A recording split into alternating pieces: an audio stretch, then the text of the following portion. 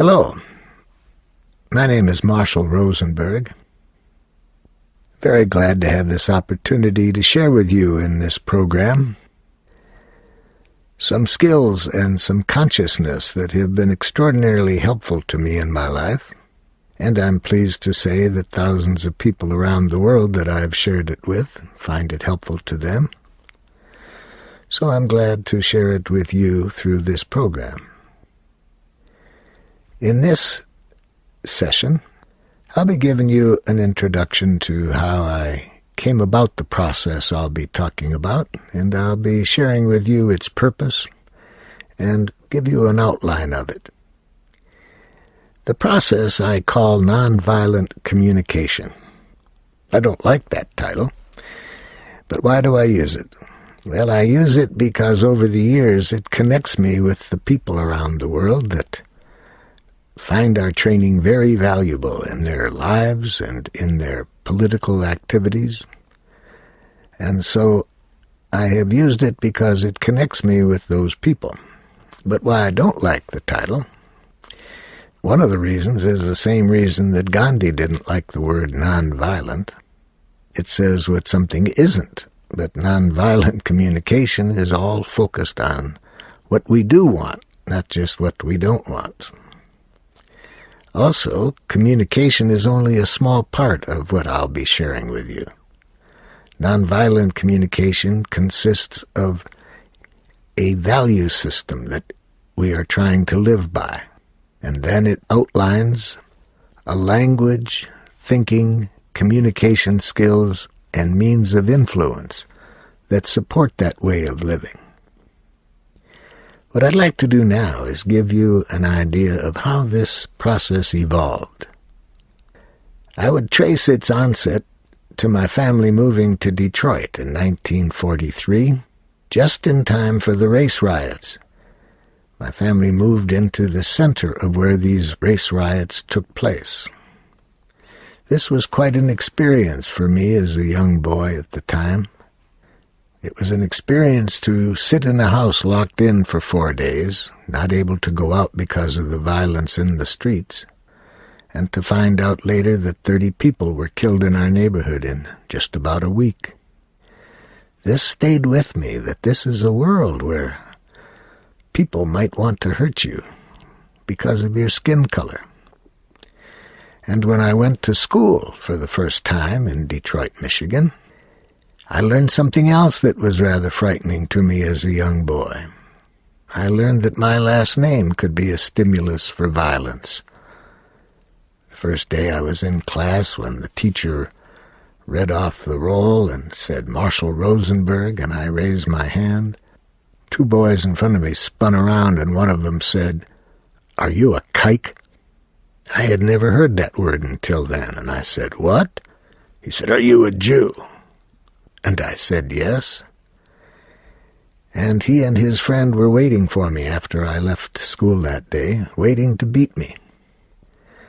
So this was another lesson, that not only is this a world where people might want to harm you because of your skin color, but some people, hearing my name, wanted to hurt me.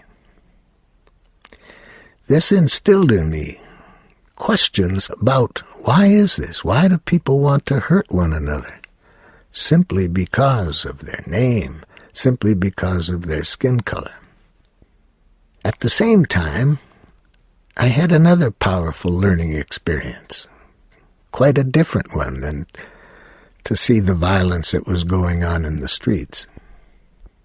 I saw that violence isn't what we human beings are really about.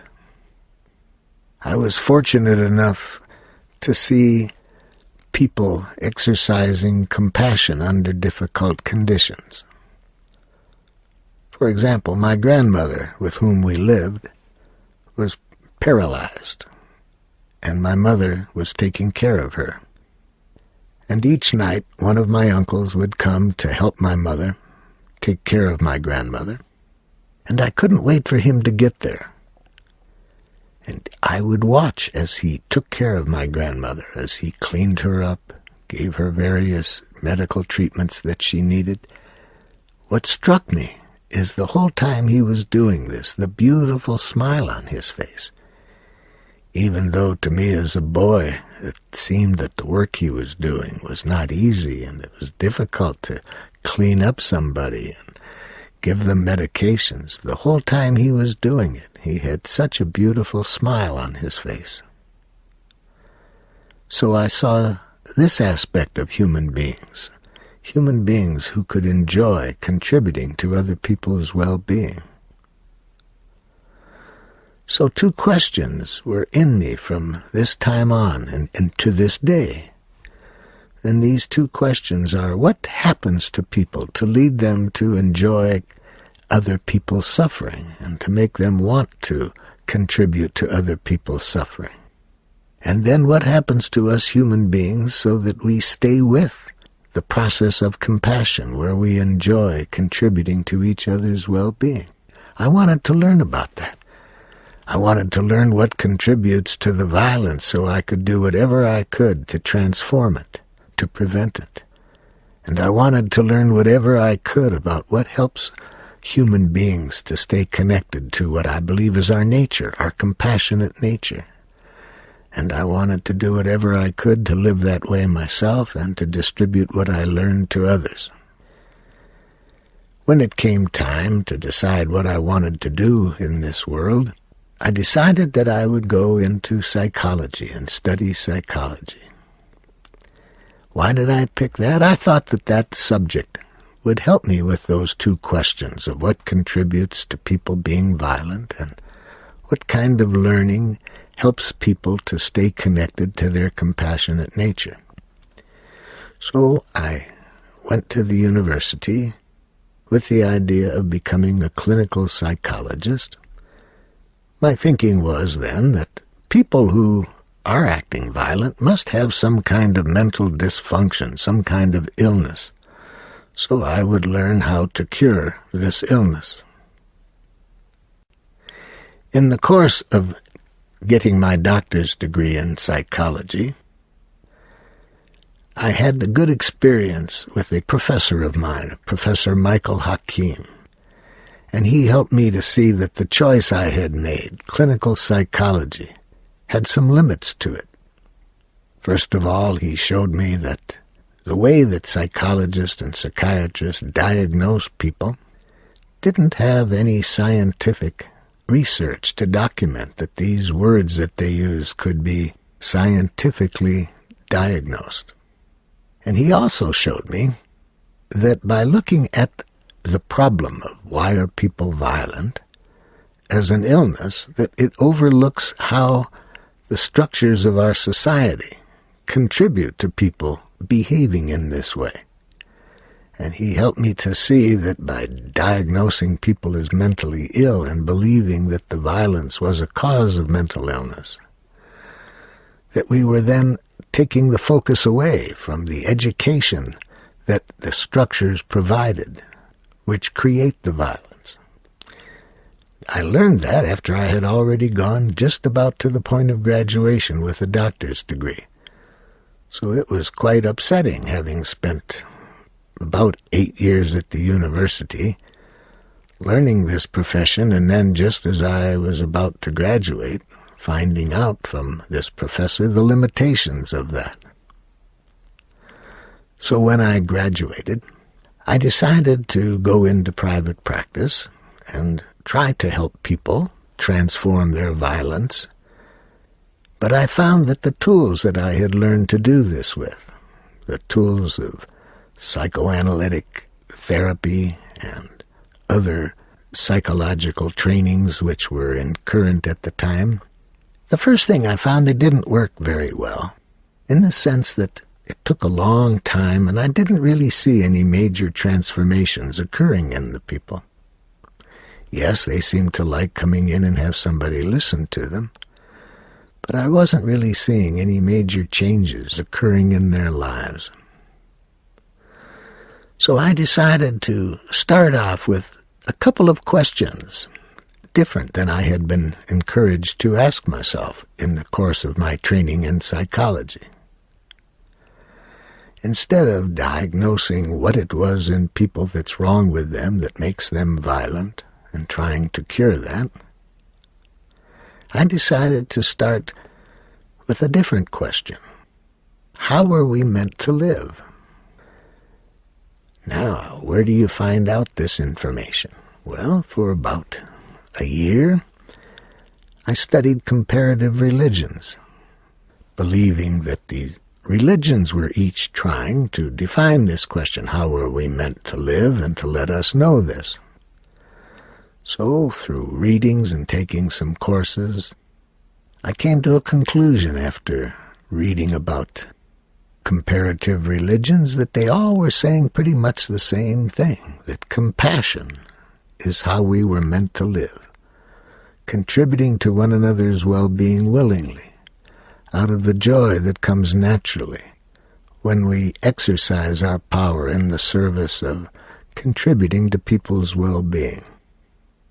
They each said this perhaps in a different way, but I got this same message that our nature as human beings is to exercise our enormous power in the service of life, to enrich life in ourselves and others. Realizing this and seeing that this was the core message in all of the religions that I studied, an obvious question came to me. If we seem to all agree on this subject, that compassionate giving is what we human beings are meant to be, I wondered why we're not doing it.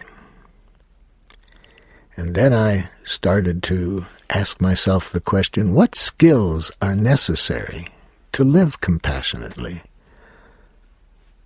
And then I saw that the skills that seemed to be necessary to live compassionately were quite different than the skills that we were taught. And then when I asked myself, why is that?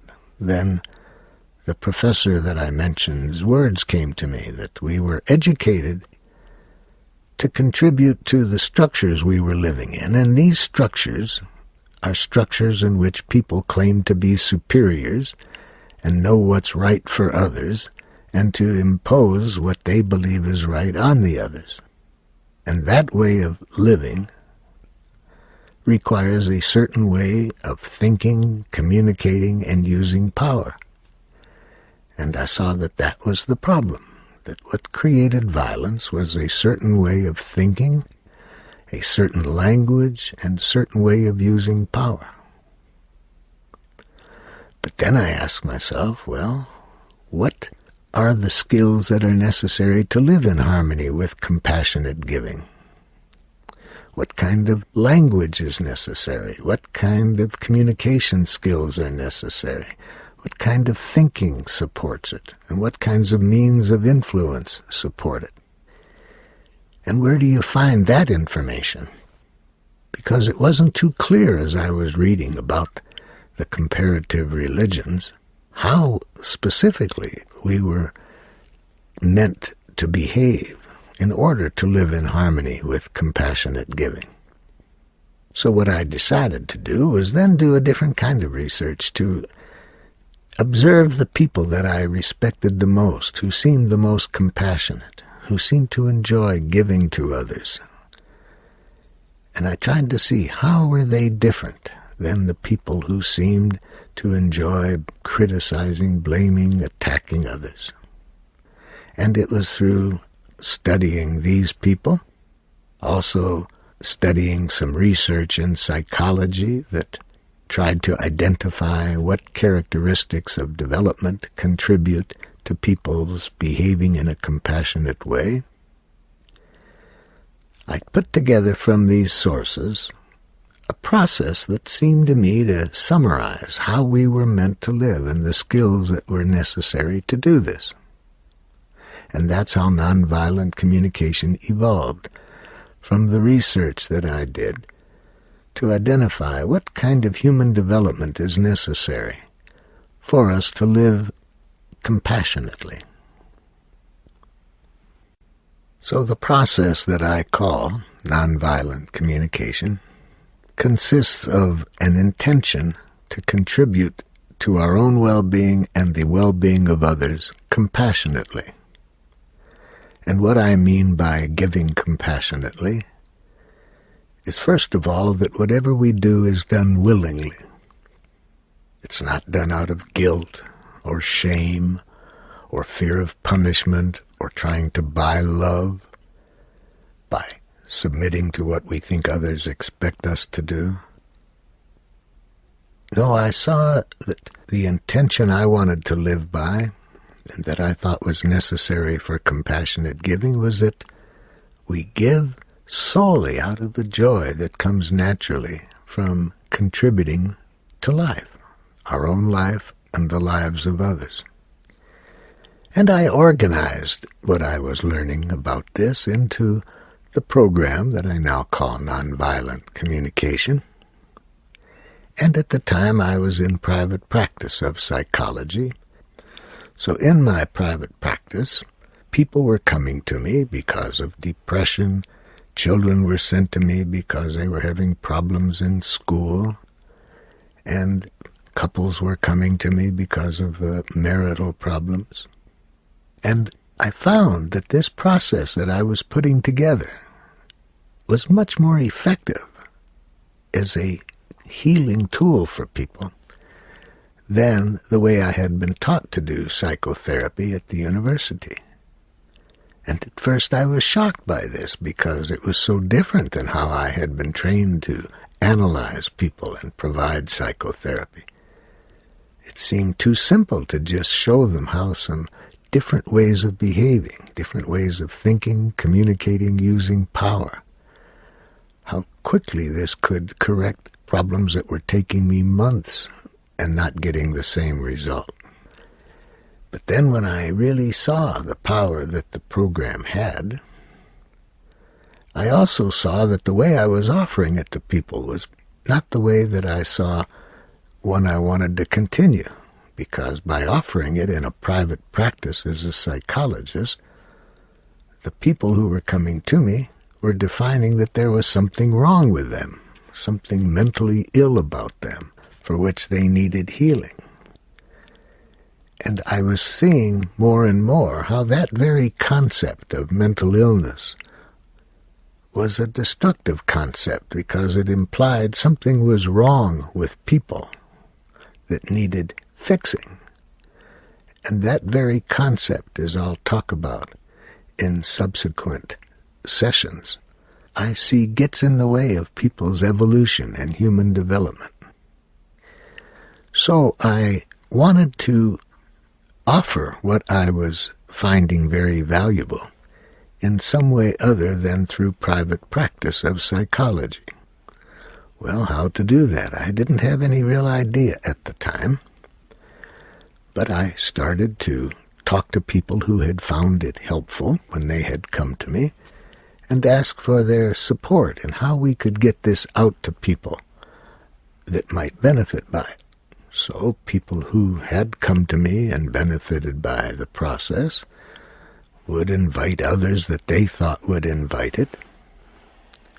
And the next thing I knew, I was traveling around the United States because word spreads, and people that I had helped in one community to learn the process and apply it in their lives would tell people that they knew in other communities, and before I knew it, I was spending much of my life traveling around the United States to different groups of people who were wanting me to share the process with them. In those days, many of the people were concerned with racial relationships. They were seeing the cost of racism and wanted to know how nonviolent communication could be supportive in, first of all, helping people liberate themselves from the kind of thinking and cultural learning that contributed to racism. And I was working on that issue with people in many states in the United States, particularly the southern states, because at that time our country was going through desegregation in the schools and many problems were occurring, and so people were finding nonviolent communication very helpful, both in transforming racist kinds of thinking into thinking which was more respectful of differences. And it also helped reconcile warring groups within communities on this subject. Then when the word got around about how valuable nonviolent communication was with dealing with racism, I began to be invited to work with people who are concerned about sexism, and here again found that the process was very helpful in the work that the people were doing in that area. One of the problems I faced was that working with the people around in those areas of racism and sexism often did not have much money to offer me for providing the help that I was giving them. When I was in private practice, I was getting a lot of affluent people coming to me for my services. But just to go out and offer it to people around that would invite me into their communities, having heard about it, the initial groups were not very affluent people, and so to get around the United States, it was pretty costly for me to stop overnight and be in a hotel. So much of the time I had to sleep outdoors as I was traveling from city to city. And this was no problem when the weather was good, because I had a pretty good sleeping bag, but of course it could be quite uncomfortable in the wintertime or when it rained.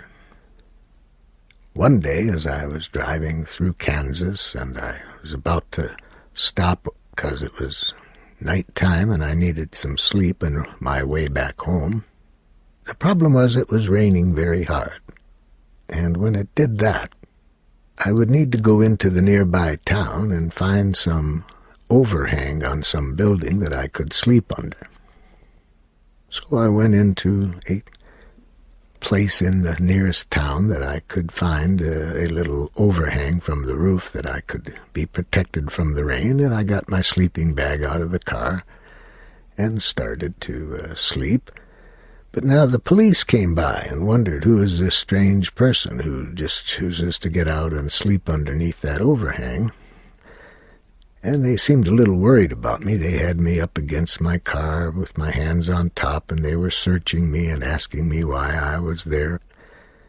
I told that story to some friends of mine, and then a couple months later, they were in a workshop with me and teasing me about that. They said, "Well, Marshall, have you frightened the police with your sleeping habit, sleeping out under rooftops?" And a woman who attended this training, when she heard this, she asked me, "Marshall, why do you sleep outdoors like that?"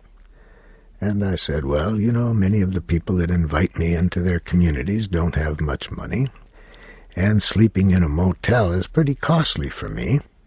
And I don't mind sleeping outdoors, it's just that sometimes that rain is awkward, so that's when I go into town and sleep under the overhangs."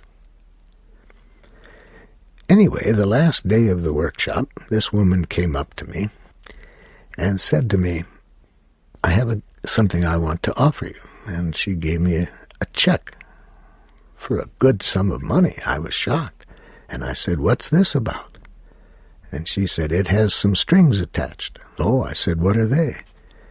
She said, "You're not to sleep outdoors anymore. You're to use this money to sleep in hotels and be more comfortable." And I thanked her for her kindness, but I gave her back the check. And she said, "Why are you giving this back to me?" I said, "Oh, if I was to have that much money, I certainly wouldn't want to use it to make hotel owners more wealthy." She said, "Well, what would you do with it?" I said, "I'd use it first to buy a car I could sleep in. And second, I would use it to buy a computer, because I'm finding that these computers can help me make mailing lists and get a lot of the work I need to do to spread the word around. It could make it a lot easier." She gave me back the check, and she said, "Please then buy a car and buy a computer." And she said, "But you know what would help? If you had a not-for-profit organization, I could deduct that, and so it would be very helpful to me if you could do that." I said, well, some other people have been telling me there'd be some advantages to my forming a not-for-profit organization. And so I did. I went and formed a not-for-profit organization called the Center for Nonviolent Communication. And then I thought, how do you start an organization where it was getting overwhelming for me to be doing all this by myself? So I sent out a letter to people around the United States and Canada who had been finding my training helpful.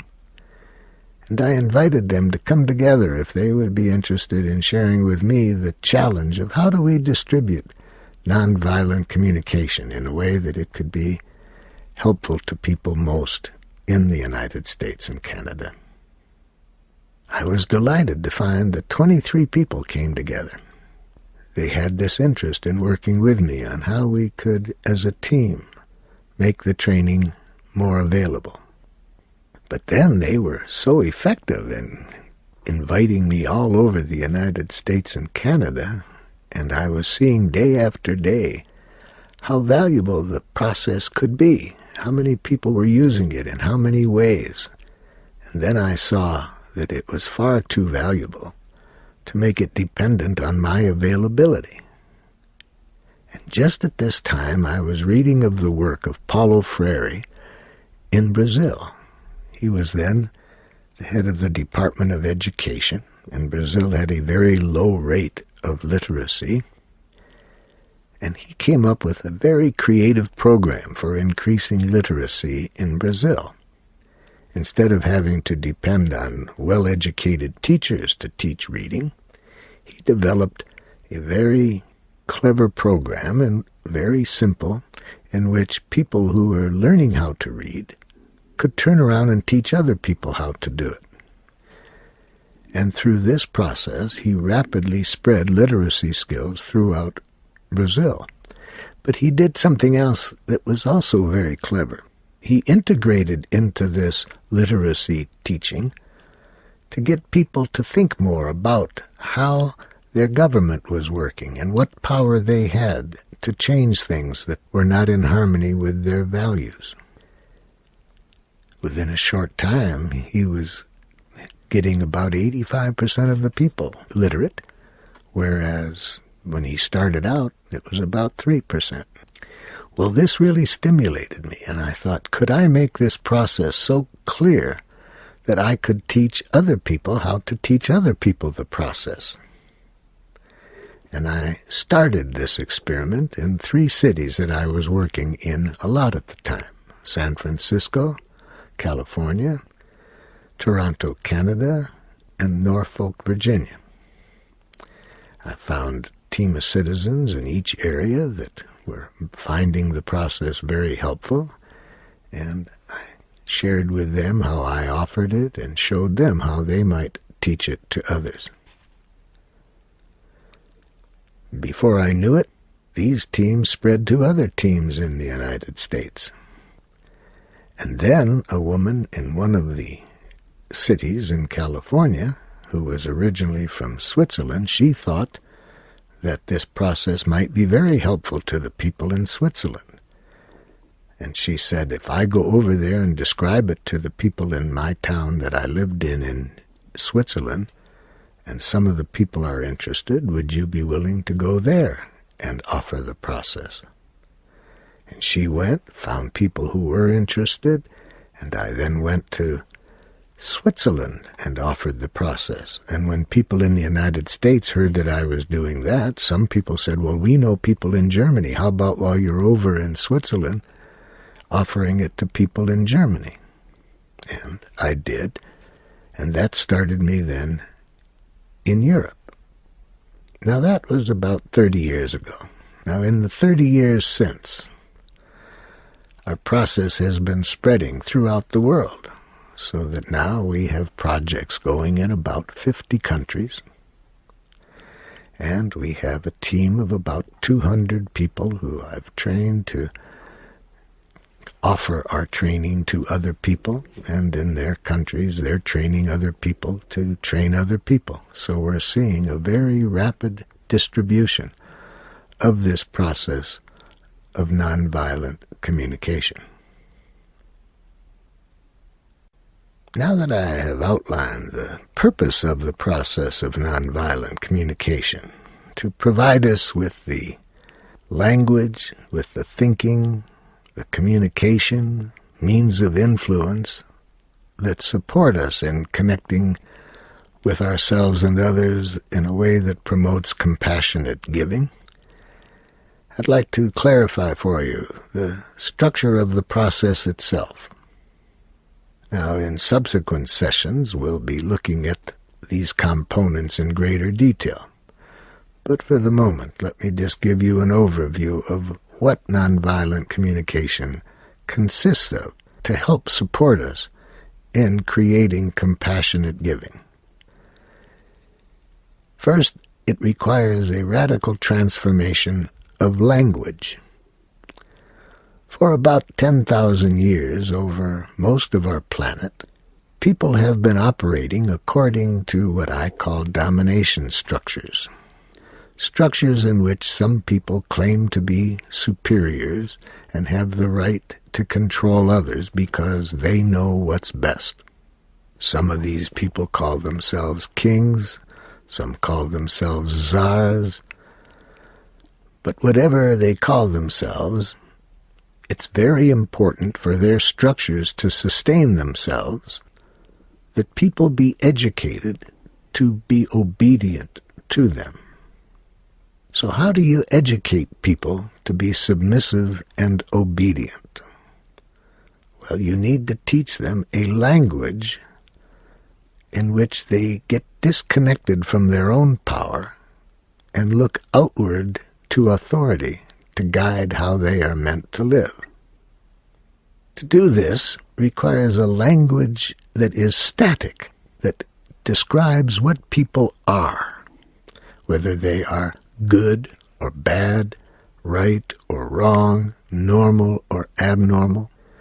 So to maintain domination structures, a core component is to educate people with such a static language that uses the verb to be in ways that judge people, their behavior, their appearance, their intelligence. And in addition to this language that I call a language of domination, it's also important to teach people retributive justice. Retributive justice basically implies that if you are judged as bad by the authorities, you deserve to suffer for it, to receive punishment. And if you are positively judged by authorities as good, then you deserve to be rewarded. It's my belief that this combination of teaching people to think in a static way in terms of good, bad, right, wrong, normal, abnormal, appropriate, inappropriate, mentally normal, mentally ill, that way of thinking combined with retributive justice based on punishment and reward, I believe is at the heart of violence on our planet. Nonviolent communication offers us a different language than a language that implies whether people deserve to be punished or rewarded. Nonviolent communication focuses our attention on human needs, whether human needs are being fulfilled or not. When they're not, obviously what is called for is to find ways that we can behave that nurture these needs. This is a radically different way of thinking. So instead of judging right or wrong to determine whether people are punished or not, or rewarded or not, nonviolent communication focuses on what is happening to our needs. If our needs are not being fulfilled by what is happening, let us take action that fulfills our needs. If our needs are being fulfilled, let's celebrate. So this is a radical departure from the language of domination, a language of judging what people are. And nonviolent communication shows us three other important forms of communication that support expressing our needs and understanding the needs of other people. First, nonviolent communication suggests clarity about actions that are supporting needs being fulfilled or not. So nonviolent communication suggests that we make clear observations, that we can tell people when their actions are meeting our needs and when their actions are not meeting our needs. Another component of nonviolent communication are feelings. Feelings are manifestations of what is happening to our needs. When our needs are not being fulfilled, we feel unpleasant feelings. When our needs are being met, we feel pleasurable feelings. And a fourth component of nonviolent communication are requests. When we see that our needs are not being fulfilled, we need to request of ourselves or others what actions we would like taken to better meet our needs. So these four components make up nonviolent communication. The most basic, our needs, and then observations of what is fulfilling our needs and what isn't. Feelings, to identify the results of what's happening to our needs now, whether they're being met or not. Our feelings reveal that to us. And our request, what we would like done about our needs that are not being fulfilled. These four components are rather different than the language that I was taught. I went to schools for 21 years. And in those years of schooling, I was never asked, for example, what my needs were or what my feelings were. And very rarely was I ever asked what my requests were. The schools I attended were basically schools in which the teachers used a language of judgments. They told you whether what you did was right or wrong, good or bad. And so in such an environment, we don't learn a language of life. We learn a language that orients us to what authority wants us to believe and do. So nonviolent communication shows us both how to make these four components clear to people. And these four components basically answer two questions. What's alive in us? You see, when we say what is contributing to our well-being, how we feel, and what our needs are that are behind our feelings, that answers the question of what's alive in us at a given moment. And a second question that nonviolent communication directs itself to is, what would make life more wonderful? And that's where our requests come in. We say what we would like to make life more wonderful. So nonviolent communication involves sharing what's alive in us and what would make life more wonderful, and to receive the same information from other people, to connect with what's alive in them and what would make life more wonderful for them. And it has been my experience that when we connect at this level, what's alive in each other and what would make life more wonderful for each other, and we avoid the following. We can find ways of getting everyone's needs fulfilled compassionately. But we need to avoid the following. First, we need to avoid any language that sounds like criticism or blame or insults. Next, we need to avoid presenting our request to others in which they hear as a demand. I have found through my working with people over the years that any time people hear criticism or demands, makes it very difficult for people to enjoy contributing to one another's well-being. So nonviolent communication suggests that we avoid at all times the following strategies for trying to influence people to do what we are requesting. We want people to know that we never want anything done that we request out of guilt or shame created by criticism they hear coming from us. I believe that any time we influence people by criticism, blame, insults, even if they do what we request, it will be very costly to us, because then they're not giving compassionately from the heart. They're giving to avoid shame or guilt. And giving done out of that energy, I believe, is costly to both parties in any relationship. Nonviolent communication also suggests that we avoid at all times any use of punishment. Now that shocks many people around the world that I work with. They have the idea that without punishment you have anarchy, you'll have violence, you'll have all kinds of horrible things happen. They believe that the only way you can have order is through a justice system in which people are punished if they don't do what the authorities think is right. In subsequent sessions, I will show how we can resolve conflicts without any kind of punishment.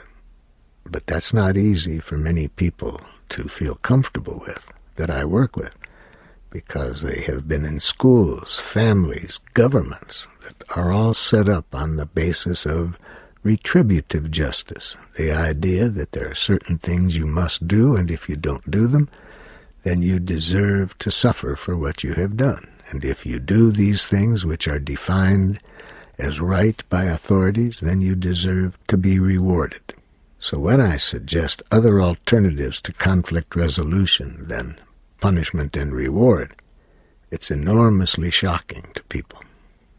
One of the things that helps is I say to people that if you ask yourself 2 questions, you will see that punishment and reward never work. And what are these 2 important questions? Question number 1, if somebody's doing something you don't like, what would you like them to do differently? Now, if you answer only that question, it can lead you to think that punishment sometimes works, because certainly we can all think of evidence, I would guess, of a time when maybe we were influenced to do something out of fear of punishment, or we were able to influence our children to do things because they were afraid they'd be punished if they didn't. So if you define works as simply getting people to do what you want, punishment sometimes works. But if you ask a second question of yourself, I believe you will see that punishment never works.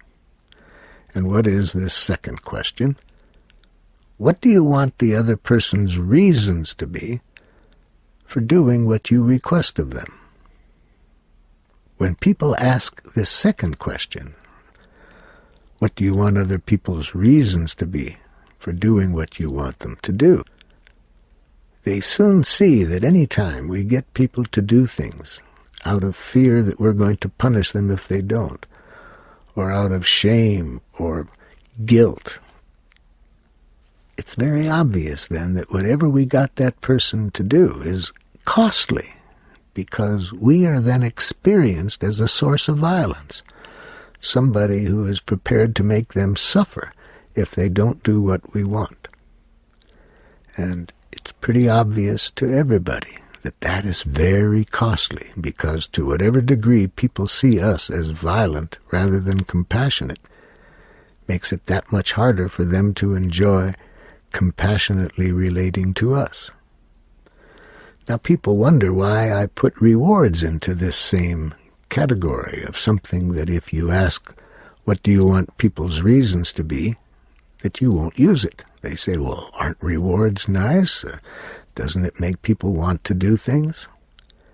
And I say it may motivate people to do things, but that's not getting people motivated to do things out of compassion, out of enjoyment that comes naturally from contributing to people's well-being. rewards get people to do things out of a whole different energy, not out of a desire to enrich life, but out of a desire to gain something that they want to gain. I like very much Alfie Kohn's book, Punished by Rewards, for clarifying how rewards are equally violent as punishment. Now, nonviolent communication then suggests that we not only avoid criticism, rewards, punishment, it also suggests the danger of a language that denies choice. I often refer to this language that denies choice by using the German word Amtssprache. I started to use that phrase Amtssprache, having read about the Nazi war criminal Adolf Eichmann. At his trial for war crimes in Jerusalem, Eichmann was asked, "Was it difficult for you to send thousands of people to their death?" Eichmann answered very honestly. He said, "To tell you the truth, it was easy. Our language made it easy." That answer shocked his interviewer, and his interviewer said, "What language?" And Eichmann said, "My fellow Nazi officers and I, we came up with a name for describing the language which we were taught in schools to use, and especially to use in our position as officers in the military, and we called this language Amtssprache between us." Well, in German, Amt means office and Sprache means language, so what they were referring to then was a language of bureaucracy. Eichmann was asked for some examples of Amtssprache, and Eichmann said, "It's a language in which you deny responsibility for your actions. And if you don't feel responsible for your actions, you don't feel so bad when you do things like send people to their deaths." He was asked for some examples of this, and Eichmann said, "Well, if somebody asks you why you do it, you say, 'I had to. I had no choice.' And if people question that and say, 'Well, what do you mean you had no choice?' Then you say, 'Superior's orders, company policy, it's the law.'" A dangerous, dangerous language, a language that denies choice. Nonviolent communication is designed to help us remain conscious of choice every moment, to believe that every action we take, we choose to take. We don't necessarily like some actions that we take, but we don't do anything we don't choose to do. That bothers a lot of people when I say that in our trainings around the world. For example, a story clarifies this occurred in a city in the United States where I was working with some parents and teachers, and when I suggested that words like have to, should, ought, must, can't are dangerous as I would define danger, because they turn out people who don't feel responsible for their actions. And one of the mothers who attended this session got very upset, and she said, "But there are some things you have to do that you have no choice over. There are things I do every day that I hate to do, but there are some things you have to do, and it is our job as parents and teachers to see that our children do what they have to do." I said to her, "Could you give me an example of something you do that you believe now that you have no choice about?" And she thought for a moment and said, "Oh, there's so many things. But okay, here's one. When I go home this evening, I have to cook. I hate to cook. I hate it with a passion. But I have done it every day for 20 years. Even when I've been sick, I do it. There just are some things you have to do." I told her I was very sad to hear anybody do anything even one time out of that kind of thinking in which you believe you have no choice. And I told her that I was hoping that if I made clear the value of nonviolent communication and she applied it, she would see many more options open to her in her life. I'm pleased to say she was a very rapid student and applied nonviolent communication very quickly in her life. She went home that very evening from the workshop and announced to her family that she no longer wanted to cook. I got some feedback from her family. The feedback happened 3 weeks later, when at another introductory session I was doing in town, who shows up but her older 2 sons? She had 4 sons.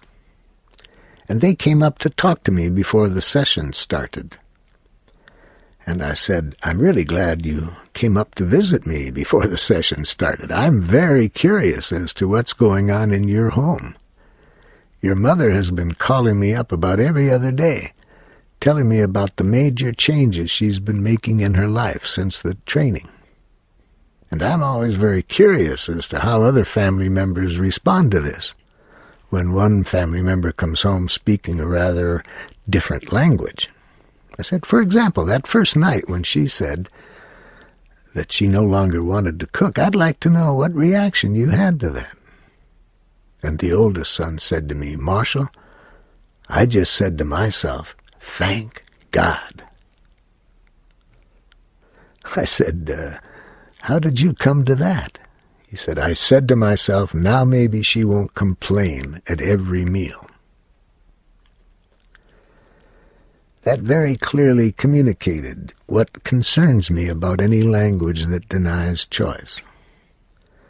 It leads us often to be slaves of authority when it is not to the well-being of people to be slaves of authority.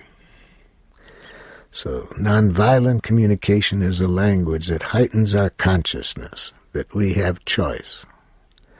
Every moment of our lives we have choice. Nobody can make us do anything. My own children taught me that. From the time they were 2 years old on, they taught me I couldn't make them do anything. If I were to say, "Please put your toys back in the toy box now, it's time for dinner," they might say, "No."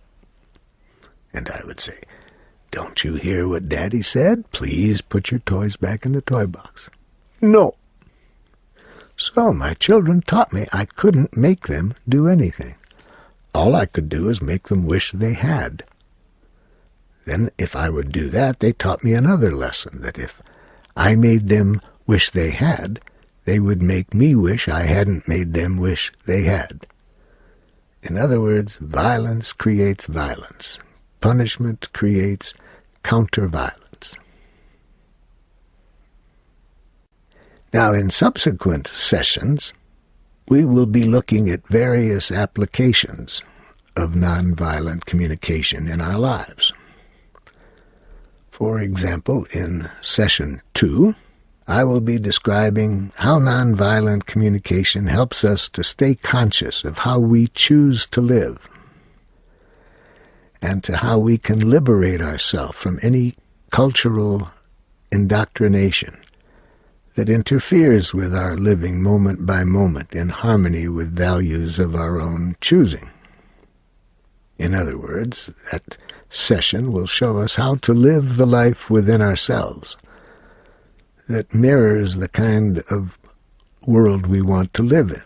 If we're not able to live within ourselves in a way that we choose, it will be very difficult for us to contribute to creating an outside world that is acting in harmony with our values. In Session 3, I will be describing how nonviolent communication supports us to be honest with each other without any criticism, without any blame, without insulting. So how we can be honest by revealing what's alive in us and what would make life more wonderful, but without ever using any criticism or demands. In Session 4, we'll be looking at how to empathically connect with other people's messages Now, by empathic connection, I'll be referring to how do we see what's alive in other people and what would make their life more wonderful. How do we connect with them in that way, regardless of how they communicate? That's one of the things that people value very much about nonviolent communication. It doesn't require the other person's cooperation for us to reach this connection, where everybody's needs can get met through compassionate giving. Our ability to hear what's alive in people and what would make life more wonderful for them, regardless of how they communicate, greatly opens up the possibilities that we can resolve any conflict without violence. In Session 5, we'll be looking at how nonviolent communication supports our ability to get our needs for love met in intimate relationships. In Session 6, we'll be looking at how we experience authority and how we exercise authority, and how we do this by seeing people in authority as offerers of nurturing, not as controllers. And we will see how this applies in our role as parents, our role as teachers, as managers, or in any role in which we are defined as some kind of authority. In Session 7, I'll be showing how nonviolent communication can contribute to healing, emotional healing. And we'll see how each of us has the power to contribute to each other's healing when we can engage in empathic connection and honest expression. We'll also see in Session 7 how nonviolent communication can assist when we are mediating between other people's conflicts, either whether we've been invited to do that or when we are present and can offer mediation skills without people even being aware that we're doing it. And we'll also see how nonviolent communication can support us in helping bring about reconciliation between groups in pain with each other, whether these groups are within the family, the business place, or of different groups within warring countries. In Session 8, I'll be describing how nonviolent communication can support us in our social change efforts. We need to not only know how to influence individuals who are behaving in ways we don't like, we need to also know how to do all of the transformation that's necessary for social change to take place. And that means that it's not just individuals that we need to know how to transform, but groups of individuals, whether these groups call themselves gangs, whether these groups call themselves corporations, governments. We'll look in that session on how nonviolent communication can support us in social change. And in Session 9, we will look at how to keep the energy and the consciousness that nonviolent communication requires. And we'll see the role of celebration and gratitude in giving us the energy that it takes to sustain a compassionate life in a world that often makes that quite a challenge. People who have studied nonviolent communication with us usually have two things to say about it. First, they say how simple it is, because it basically focuses on these two questions that I described. What's alive in us, and what would make life more wonderful? And to hear that same information in others, what's alive in them, and what would make life more wonderful for them. So people say how simple this is. At the same time, they say how difficult it is. Now, how can something be so simple and so difficult? Well, it is simple. Nonviolent communication is a more natural way of being. It simply says, let's stay connected to life, the life within us. Like any other form of life, whether it be a tree or animals, life requires being connected enough to life to know how to fulfill our needs. So, in that sense, nonviolent communication is a very simple process. But the second thing that people say about it is how difficult it can be. And the reason that it's so difficult is that it requires liberating ourselves from centuries of education that have buried what's alive in us behind cultural education that is designed to make us nice, dead people, not compassionate, living people. So I look forward in our subsequent sessions to seeing how we can connect with nonviolent communication in a way that helps us to live our lives more fully.